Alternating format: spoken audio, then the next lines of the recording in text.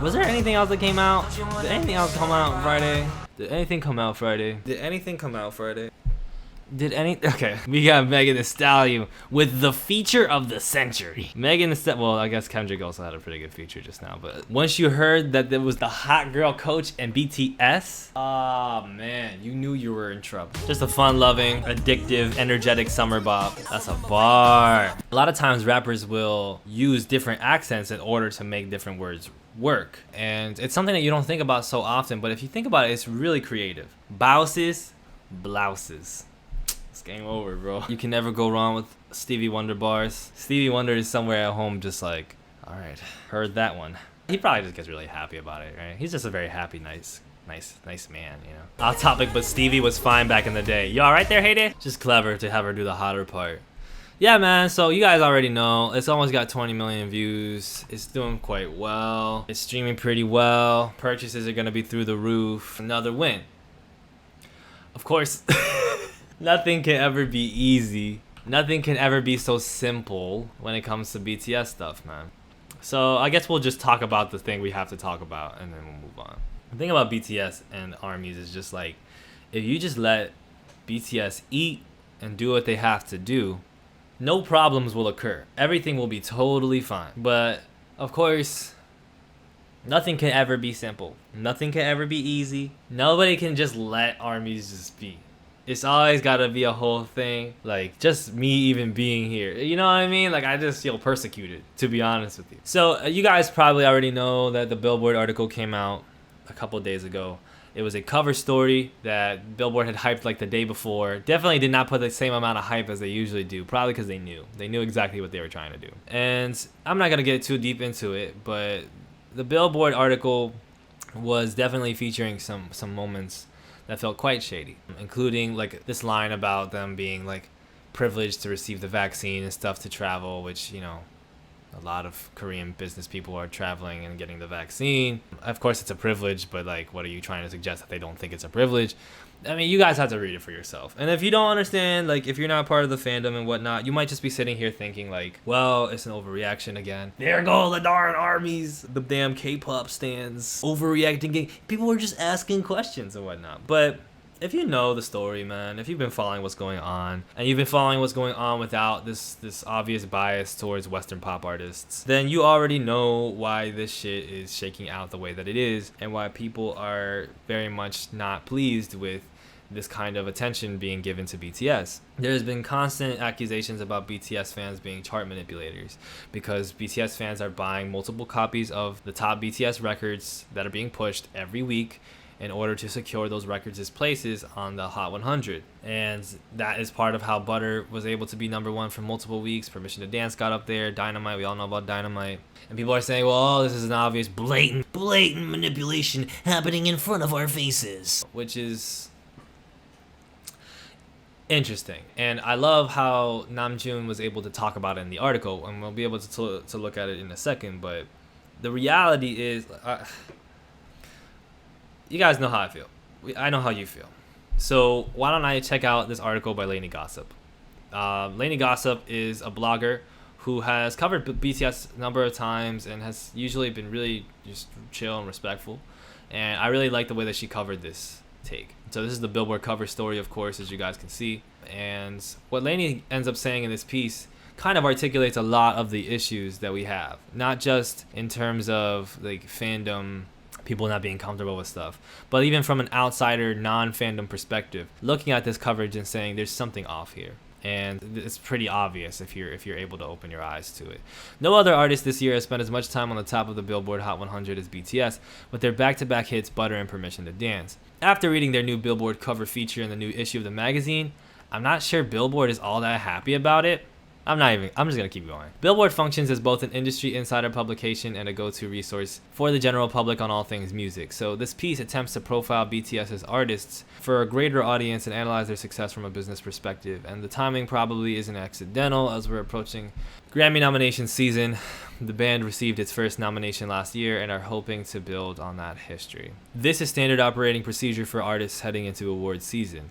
And the way that it usually works is that a feature like this in Billboard or Variety or Rolling Stone or whatever is intended to reach voters, to make the case for the music and its value. By now, everyone knows this game, which is why the tone of this particular feature article on BTS and Billboard feels off-game, as there's a lot here that actually undermines and even challenges BTS's legitimacy and popularity. And yeah, just as an addendum, just to add, like, yes, this is what they do. This is what BTS did last year. This is what every artist does. You know, heading into awards season, artists do their interviews and their profiles and stuff for the voters to keep in mind as press. It's a press run.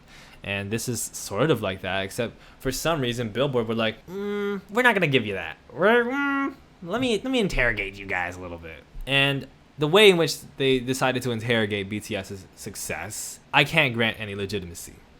It's not legitimate. It's a very snide thing, and we'll get into why, but let's just keep going, because I just feel like I'm delaying a lot because I'm nervous, honestly, about talking about this kind of thing. Several paragraphs of this piece are dedicated to whether or not BTS and their label have been manipulating the charts, the implication being that their string of #1 hits and their domination of the Billboard Hot 100 has been artificially achieved because their powerful fan base ARMY mobilizes better than practically any other collective in digital spaces to spend as much money as possible on BTS's music. But the thing is, this is all above board. ARMY has actually put in the work to understand what counts towards success on Billboard's charts, and with that knowledge, they've galvanized as a team to meet the criteria, drive sales and streaming, and propel their idols to the top. It's totally legal by the Billboard book. Now, I just want to talk about this a little bit, because what Lainey says here is fucking correct.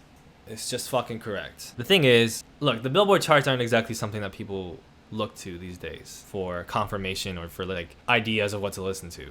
We live in an age now where everything is sort of drawn into different spaces, and people in their different spaces listen to different things. There are folks out there that will listen to artists and give artists hundreds of millions of streams that you probably don't even know exist, and they're out streaming and doing better than pop artists, right? And so the relevance of the mainstream pop industry globally, but especially in America, just continues to deteriorate with each passing day. And I mean the United States of America. It's not a thing where people care about pop music that much anymore. It's not a thing where they care about the charts. The charts are supposed to be a reflection for the artist to see how popular and how well their song is doing. And this is the kind of narrative that has been constantly allowing Billboard to be as powerful as they are within this industry. It's the thing that people have latched onto. But the narrative in actuality has never been real. It's never been fair. The artists that succeed on Billboard are the artists that are advantaged to do so 9 out of 10 times.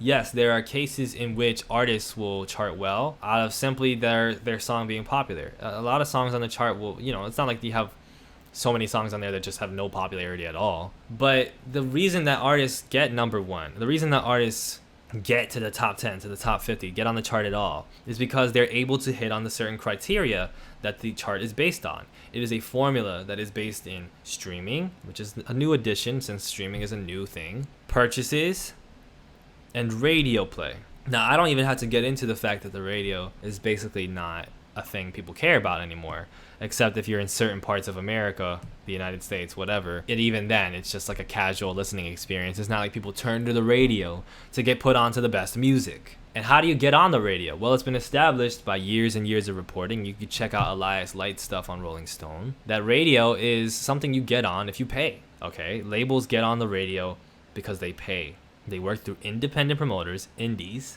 who talk to the radio stations, and through a system in which the indie gets paid and the radio station gets paid, there are certain songs that are able to get propelled more. It's not really that up for debate. But even when we talk about the other criteria for the chart, what are we really talking about in terms of fairness? Because purchases, prior to what BTS did, people weren't really purchasing music that much anymore.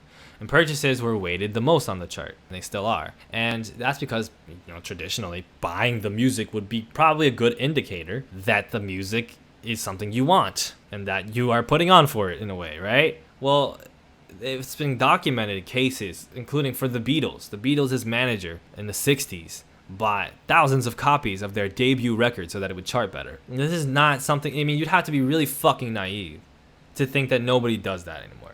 To think that managers don't buy copies of their artists' songs. To think that they don't have distribution channels through which they buy some 4 from this card and 4 from that card, and you know, so that you can continuously get a certain amount of numbers every week. You have to be fucking naive to think that nobody's done that over the past 20, 30, 40 years. But apparently a lot of people are fucking naive. So that's good for you. I hope you're doing well. having a blessed day. But you know, the most important thing that everybody always comes down on is streaming. Well, streaming is the most important thing. Everybody is, you know, this is a streaming era. It's the streaming era. We have streaming apps. Everybody's on Spotify. You want to listen to music, you're on Spotify or on Apple Music. So streams are the best way to weight how much something is popular. And then BTS are one of the top streaming artists, and yet somehow that's not an indicator of their success because it's not general public support. We've talked about this a lot. It's not general public support. It's all coming from one fandom listening to the song over and over again. They're actively trying to listen to the song over and over again to get the streams higher. How dare they, right? Because it's not like with other artists, you know, there aren't people using streaming farms in order to get the numbers up. It's not like with other artists, fans don't listen to songs over and over again on a loop. It's not like with other artists, they're not getting significant features on top playlists, which guarantee you millions of streams. And we can see a direct fall off when you don't get on those playlists. And the only way you get on those playlists is if you have high level industry connections half the time, or some sort of connection or some type of resource, aka money. Okay? And it's not like it's just all pay for play. Trust me, there are pay for play Spotify playlists, and you don't want to be on them if you're a new artist. There's a lot of Spotify playlists out there that'll take advantage of the idea that they can get you 10,000 streams and negate the entire reality that none of those folks that are listening to your music are actually real. But for you to be on a popular playlist on Spotify that is run by industry curators, part of different publications, part of the app services, etc., how do you think the fucking songs are going to get on their table? You think they just, oh, wow, I just saw this on YouTube the other day. It has to go on Rap Caviar. Motherfucking look at Rap Caviar, bro. It's not the most popular hip-hop records half the time. It's very obvious that it's just a matter of labels putting things on the table and pressuring institutions so that they can make sure that the songs get put on the playlists. And you get them on enough playlists, and all of a sudden, our guy has 50 million streams. So just because it's the streaming era doesn't mean that somebody having more streams automatically means that they are the most popular, automatically indicates that their success is more legitimate. That's not how it works. Yes, everybody's streaming, but not everybody's streaming the same stuff. And just because something is streaming well, according to the numbers, doesn't mean that the numbers are telling an accurate picture of where those streams are coming from. And even if we were to say that none of this is completely manipulated, none of this is industry farm stuff, this is all people actually listen to their songs, cool. It still doesn't change the fact that in order to get people to listen to your songs, you have to be connected. You have to have the industry push behind you, the money behind you. It's just a reality. And you'd have to be fucking naive not to see that, or at least the radio point. So how do you get high, points on the Billboard chart in order to be on the top 10, top 20? You need industry push. You need to be signed to a major record deal that really wants you to have these numbers, that really wants you to be up there. It's very rare that you chart well without that, okay? Without at least some of that. And that means that for 90% of artists that aren't signed to major record deals, or that maybe are signed with labels, but they're labels that either don't have the resources or don't care to invest them into these artists because whatever reasons, for those artists, there's just no shot.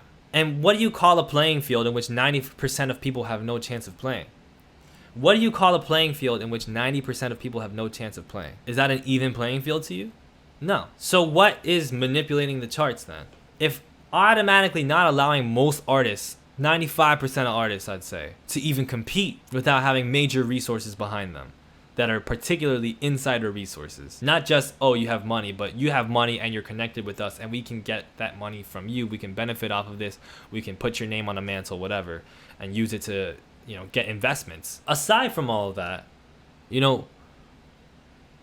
how on earth is that to be considered an even playing field that has suddenly been ruined by fans buying music? It just doesn't make any sense. We knew that this shit wasn't fair because once BTS transitioned into the Western market, had bigger numbers, was selling out more tours, was selling out bigger shows, was all over the internet doing well, and there was no rush in from streaming companies, from these big media companies to say this is the biggest act in America, even though they would have a very big chance at doing it, even in 2018, a very legitimate reason for doing it. You were laughed off. Motherfuckers had to buy cookies and cupcakes and send them to radio stations and shit.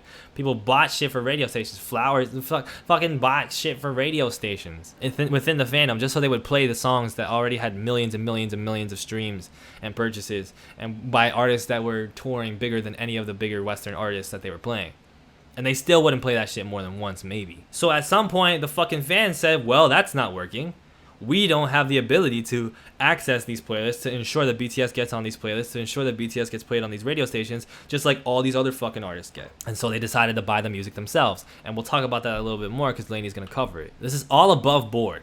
1,000% above board. There's no VPNs, there's no robots here. This is all real fan engagement tailored towards recognizing, oh, Billboard, this is what you count on your charts, this is what gets you high on the charts, and we're not going to get these other resources? Cool. Well, let's just do the thing that you say we can do, and now you say it's manipulation when we do it. Very clever game that is. For Billboard in their own article to be judging BTS for playing by the rules that Billboard themselves set for artists, I don't know that it makes a lot of sense. It's like if the inventor of Scrabble started accusing the all-time Scrabble champion for learning the entire dictionary backwards and forwards. It's fucking stupid. It's like when these sports leagues start penalizing like players for doing things that make the sport look kind of bad so that they can try to win games, like flopping. Like, you're going to penalize me for flopping, but if I don't flop, I don't get a foul call and my team loses the game potentially. I'll take the $50,000 fine, right? That kind of thing. But then, all the attention goes on the player. The players are so soft. The players aren't doing well, while the league doesn't do anything to maximize that, to fix that. This is the shit that you see in sports leagues all the time. RM said this. It's a fair question, says RM, of allegations that ARMY's work amounts to chart manipulation. But if there is a conversation inside Billboard about what being number one should represent, then it's up to them to change the rules and make streaming way more on the ranking. Slamming us or our fans for getting to number one with physical sales and downloads, I don't know if that's right. It just feels like we're easy targets because we're a boy band, a K-pop act, and we have this high fan loyalty. And he's 1,000% right. I don't want to hear it from anybody, bro. How could you say that he's not correct? Because let me ask you something. When Taylor Swift was using bundles to get her fucking album sale numbers up to a significant amount, this is not me shitting on Taylor Swift, because this is the game. She's just playing the game. It's not about the players. It's about the game. But let's compare, because when Taylor Swift was doing that shit years ago, was selling pizza boxes, was selling pizza counting as album sales. Imagine if Billboard would have sat with her and been like, so are you guys manipulating the charts? Could you imagine Billboard sitting down with Taylor Swift and being like, how popular are you really? Are you really using chart manipulation tactics to be up here? Could you imagine them doing that to them? To Taylor? Could you imagine them doing that to, take your pick, Shawn Mendes, whatever, Lady Gaga, whatever? No. Fuck no. Even though more people listen to BTS, more people buy concert tickets to BTS, more people buy BTS merch, more people stream BTS on YouTube and other platforms. By most metrics of success, BTS are more popular. But BTS are the ones whose success is being doubted, while somebody like Lady Gaga is able to sell condoms. Again, no diss to the artist. This is the game. They're able to sell fucking condoms and package that as album sales. And for years, Billboard didn't do anything about it until people were making such an uproar about it that they were like, okay, fine, we're finally gonna put the nip in the bud here. And in the meantime, none of those artists got interrogated because you were able to understand that they were just playing the game, right? We were all under the understanding that artists are going to play the game so that they can get the high charting numbers. We were all under that understanding. And so now when BTS are doing the exact same thing, not even, because it's literally just album sales. It's literally just song sales. They're not packaging a fucking hoodie, a lollipop, a condom. BTS's fans are just like, yo, let's play the game. Now the game is being rigged. Now the game is manipulated. Are you serious? Are you fucking serious? What kind of sense does that make? The only way you can justify that is by saying, well, they're Korean. And they're not supposed to be popular. That's it. That's it. And that's why people fucking do it. Really. Do you think One Direction fans and Justin Bieber fans weren't buying multiple albums? Weren't buying multiple albums of their favorites? You don't think fucking fans have been encouraged to buy multiple albums before? For white artists? We saw, I got fucking shit from believers on Twitter. I don't have a problem with Justin Bieber. I mean, I have a problem with some of the things he's done. But this is not me taking a shot at Justin Bieber, but we know factually that this man posted a post on his Instagram saying that you could use a VPN to stream his songs. It's just by and large illegal. And if that dude was Chinese, that motherfucker would have gotten deported. He would have gotten deported, and you wouldn't be able to be Asian in the American music industry for 10 years because of that motherfucker. And that shit didn't get him a sit down and a stern talking to and a deep, thorough investigative piece by Billboard. As much shit as Justin Bieber got and Lady Gaga and Taylor Swift got shit in their careers, they never got shit for the legitimacy of their popularity. Everybody was able to sit down and agree, well, they're very popular and people definitely want to buy their music and definitely want to listen to their music. And now when BTS are in that position, doing even better, with fans doing the things that they do to play the game, now it's, oh, well, Are they really popular? They've only been around for 8 years, and they've only been extremely popular in the West by every metric possible for 3 or 4 years. But they're not really that popular, right? Lady Gaga is surely more popular. Lady Gaga's not more popular. So, please. And this is a cover story. Nana just pointed this out. This is a cover story.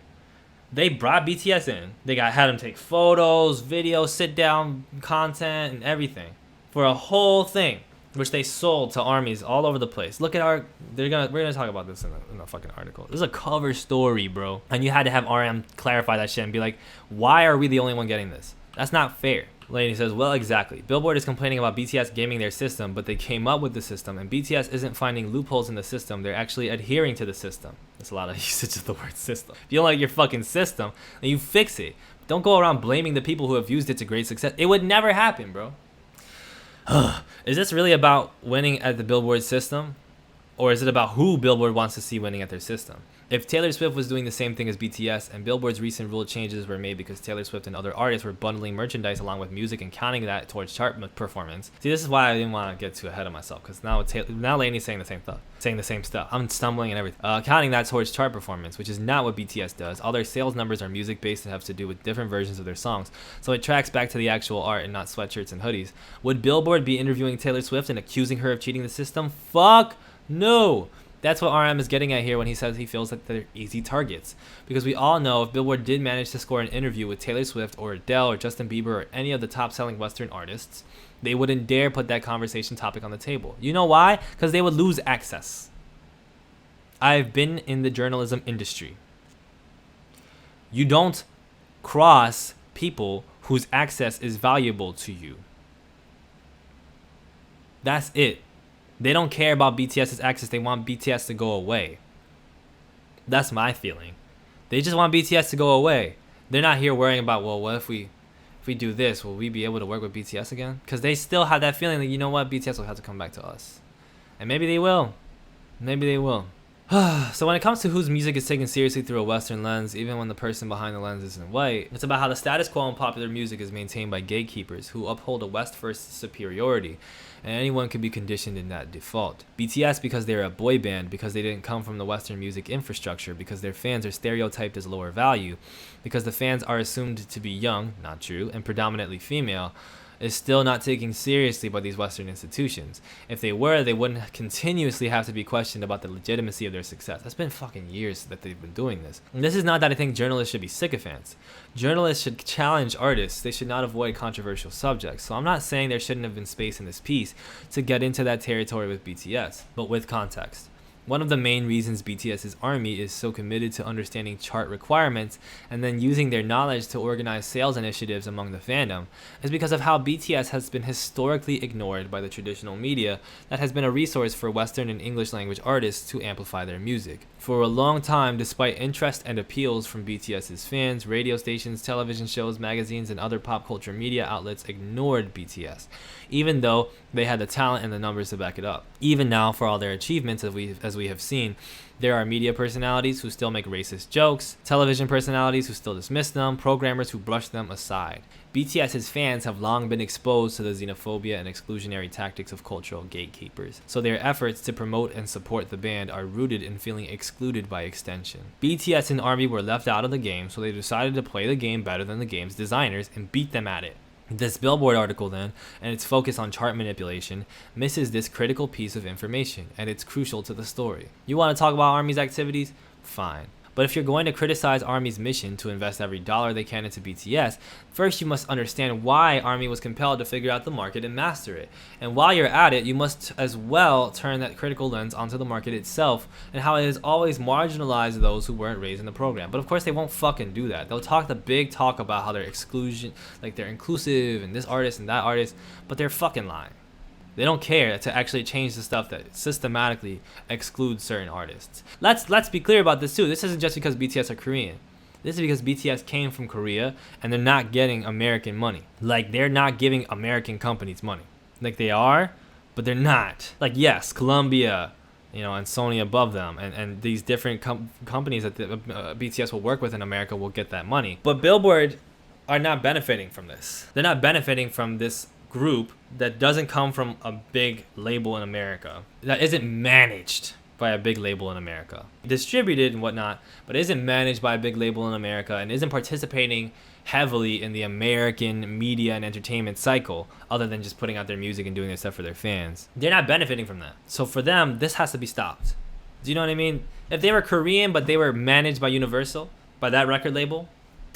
Anyway, bro. Now that would have been an interesting conversation with the band, talking to them about an industry and all its ancillary connections, like Billboard and the media that is not inclusive, and now being part of a company, as BTS is with their label Hybe, that has actually bought into that system, with Hybe's acquisition of Scooter Braun's Ithaca Holdings this year, and what impact their influence might make on changing literally the complexion of the business. In other words, they were outsiders who can now be insiders, revolutionaries who could become reformers. This, to me, is a more interesting angle to explore that isn't jumping up the artists' asses for a puff piece, and it also relates to their art. Because the closest that this Billboard profile comes to getting objectively real with BTS is on the subject of releasing 3 English language singles in less than a year. In the past, they've insisted on putting out music in Korean and succeeding on those terms. The pandemic, though, restricted their ability to travel with their music and put their personalities and performance abilities behind the songs that were written in their own language. RM admits to Billboard that he was one of the band members who wasn't entirely convinced that they should be releasing English songs, but conceded that there was no alternative. Apparently, these band members were split on this issue, although they all eventually, as we know now, ended up compromising. Billboard notes that BTS and their representatives didn't want to elaborate any further on this, but I'm also wondering whether or not they were reluctant to go there because they already have a bad taste in their mouths from the line of questioning about chart manipulation. And yeah, listen, man, I don't expect that all the members of BTS would be 100% happy from the beginning. Like, of course they're going to have differing opinions, of course they're going to question things, of course they're going to ask questions, of course they're going to come to compromises. They've talked about how they do this all the time. So when it comes to the English language stuff, of course they probably had their reservations. Of course certain members were probably more in than others at first, and then they all decided to go all in on it. But this idea that the way that the Billboard piece wrote it out makes it sound like they had to do this tremendous compromise of their integrity in order to sell records, and that's not exactly what happened. You know, the thing that they said about the English language nature of the records, like Dynamite and Onward, is that they were just like, yo, we feel like it's better in English. We didn't want to change the lyrics to Korean. And maybe you can believe that, maybe not. But that's what they said. And even though you can still feel like, okay, maybe they have more reservations about this than they're letting on, or maybe this isn't the best move for them, or whatever. But to sit and be like, well, they got strong-armed and they had to cower to the whims of their label or whatever is just like very corny. And so, you know, Lainey doesn't dig into that so much. I'm sure this is a very interesting conversation to have on multiple fronts. And it would have been an interesting conversation to have, again, had we had a competent piece that was actually interested in hearing different sides of the conversation. But of course, it was just thrown under the rug as this thing of like, well, the members weren't really happy about it and da-da-da. It's a very obvious thing that they're trying to do. They're trying to communicate this idea that BTS are not happy, that their label is putting them under pressure, that they're not succeeding, da-da-da. You know, that they're not truly being successful and this is whatever. They're trying to throw as much dirt onto it without looking like they're throwing dirt, so that people can be more reserved about this idea that BTS are actually the most popular act in the world, which they are. If the discussion about charting and industry exclusionism related to creative freedom, though, and acceptance, perhaps the conversation would have gone differently. Because as both a fan and a member of the media myself, that's been my curiosity about BTS. While they have been known over the last year for music that's meant to bring people together, to uplift and energize, they started as outsiders, a scrappy group from a nascent label who sang and rapped about cultural hypocrisy, socioeconomic disparity, mental health, and youth apathy. Their songs could be gritty and sarcastic, sometimes morose, sometimes angry. The most recent version of that aggression came through the song Ugh off of the album Map of the Soul 7. The last album, B, released last year after months of the pandemic, was meant to be a soother, a meditation on loneliness and isolation. So from a creative standpoint, given the space they now occupy as both outsiders and insiders, and the push-pull between revolution and reform, how does that inform their artistic expression now as they navigate the unique position they found themselves in, getting higher up the summit than they could have ever imagined, and yet still being challenged by those who insist on managing the mountain about whether or not they deserve to be there? Where do they channel that experience? Where do they find the edge? And are we about to get a taste of it when they release new music in Korean or English? Again, all interesting conversations. I don't think that this is a dog whistle for Manzies, to be honest with you. I think it's perfectly reasonable for her to just like ask questions, even though I might have a different feeling about it. We are too fucking afraid of weirdos in the fandom who don't fucking matter outside of a tweet. So let them fucking look at this and look at this, their little crumbs to say that like, oh, they're being manipulated by the label. But there's a clear difference between how are they dealing with these different, you know, feelings and these different positions that they're in, you know? Oh, but the Billboard article. Yeah, you're right with that stuff, man. Yeah, but I do know that some people did feel some reservations about the Laney article, so that's why I'm speaking about that in this case. But yeah, you're right about the Billboard article clearly trying to send its dog whistle, like, oh yeah, like they hate the label, what the fuck the company kind of thing. It's just that with the Laney thing, like, yeah, like I think it's pretty interesting to have that conversation. Do you know what I mean? And it's just weird that folks are just like, I definitely understand why armies have their reservations about different things. I don't think that Laney did cover the subject the way that I would have loved for her to cover it, but I also understand why she came away with it the way that she did. Artists from Bob Dylan to Jay-Z to Taylor Swift to Lorde have had to unpack those questions, and I wish it could have been the same in this case with BTS. That would have been a conversation rooted in contextual curiosity rather than an agenda of suspicion about BTS's fans. But if we're back on that tip, Billboard is talking out of both sides of their mouth, because while questioning BTS's accomplishments by side-eyeing their fans, Billboard is also doing the most to profit from BTS being on their cover, shooting the band as a collective with all 7 members, but then also releasing solo covers featuring RM, Jin, Suga, J-Hope, Jimin, and Jungkook individually, hoping to get some of that ARMY money.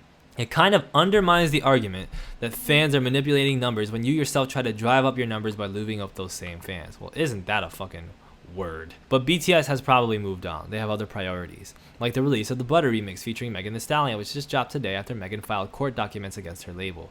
Is Billboard going to bitch about this too? Probably.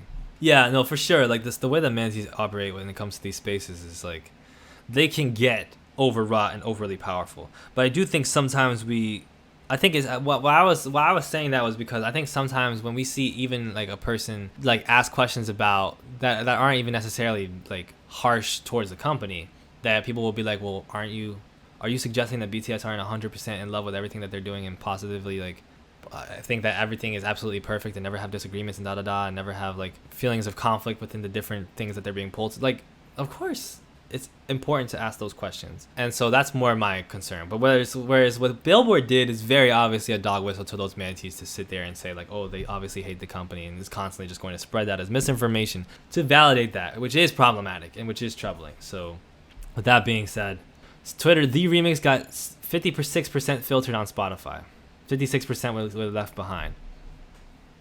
It's fucking bananas. Honestly, like, it's fucking bananas. Spotify is consistently filtering out about 50% of title tracks on their first day for BTS. It's fucking bananas. And that's for US, right? Or is that for global? I'm not even... Yeah, it's fucking bananas because it's like, if it was like 20-30%, I would even just be like, alright, it's a little high, but whatever. For it to be 50% consistently, like, you don't think Megan Thee Stallion fans are listening to that record? You don't think BTS fans are listening to that record? You don't think casual people are listening to that record? I feel like they just found anybody who listened to the song twice and was just like, a bot. You know, it's just like... And we have no transparency on it. We have no transparency into how that's factored in. Because of course we fucking don't. Because the whole industry is a fucking joke. It's a joke. And the fact that BTS have been able to sit all over it and sit on top of it still, despite all of that, is a sign of just how popular they are and just how fucking big this fandom is. Because this industry is honestly a fucking joke. It's honestly a fucking joke, and there's yeah. Yeah. You motherfuckers are testing this shit hard.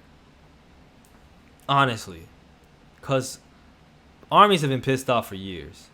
And the thing is, we're meeting with people, you know, on the Twitter sphere and otherwise. We're having conversations now with people who have also been talking about the rigged nature of the music industry for a long time. And they're sitting here and looking at the BTS fans like, oh shit, y'all are interested in this, huh? And giving us game. Shout out to Holly Herndon and everybody else. I believe it's association called the Futures of Music College. Like, there's so many fucking journalists and artists that are also interested in these conversations, and they're just now finding this massive army of people, no pun intended, but also pun intended, that are now very pissed at the Western music industry. And you're playing with fire continuing to let this happen. Okay, so you either need to cough up some fucking inside info that you have about some bots that we don't have, like, that you think we have. If there's bots in there, you better fucking let us know.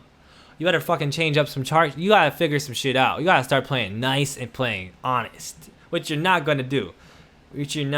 So I look forward to how shit is gonna blow up in people's faces, honestly, because these institutions are not.